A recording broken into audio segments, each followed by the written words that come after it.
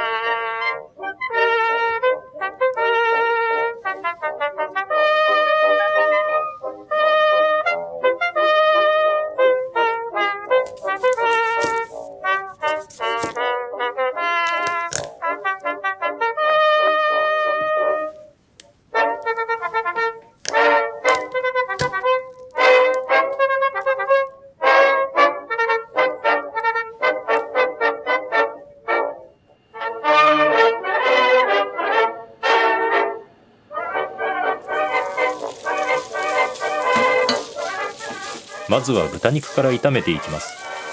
現在ではニンニクから炒めるのが常套手段ではありますが、レシピ通りに進めていきたいと思います。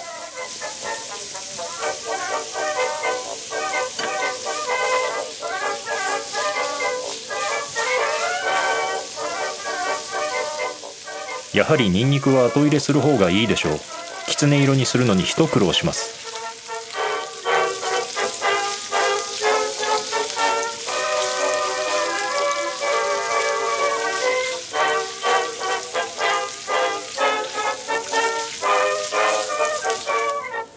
いい色になってきたところで、なんと豚肉もニンニクも取り出します。レシピによると豚肉はシチューなど他の料理に使うようにと書かれていました。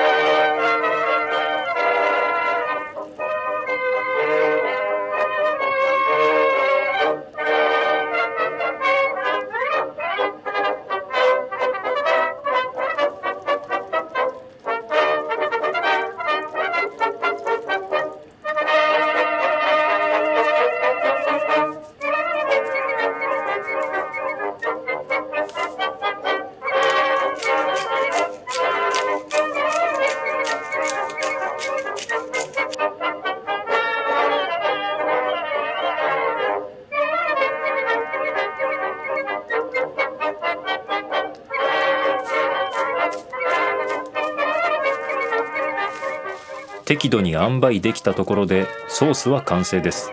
うどんを茹でていきましょう。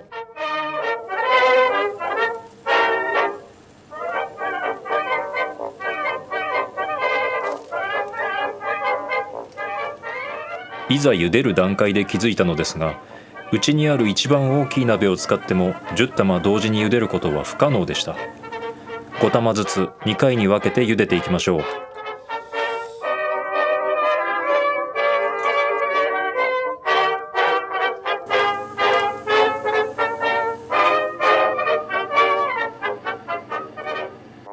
果たして全部食べきれるのか、一抹の不安が頭をよぎるうどんの量です。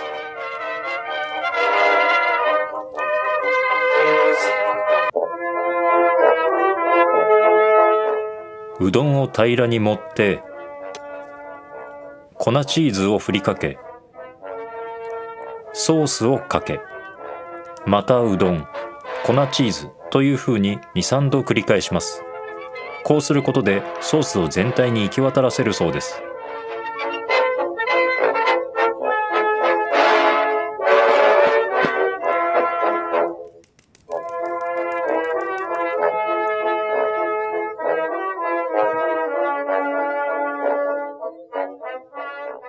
スパゲテナポリタンの完成です。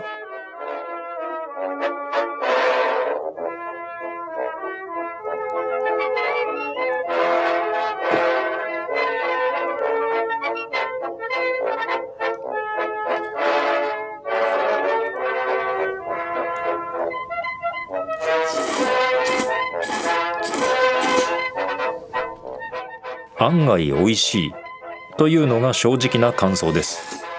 うどんのもっちりした食感がナポリタンソースによく合います。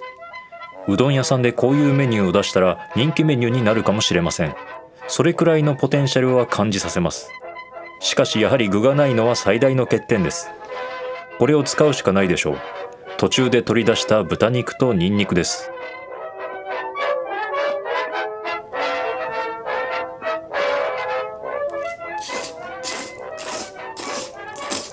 これは絶対あった方がいいです。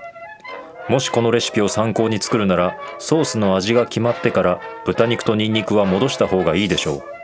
他にもマッシュルームや玉ねぎなどを入れて、現在親しまれているナポリタンにもっと近づけたいところです。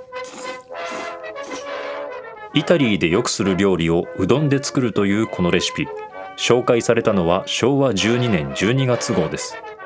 日本軍が当時中国の首都だった南京を陥落させ占領したのが昭和12年12月の出来事です。このニュースに日本は沸き立ち、銀座などで祝賀パレードや提灯行列が行われたといいます。ごちそうさまでした。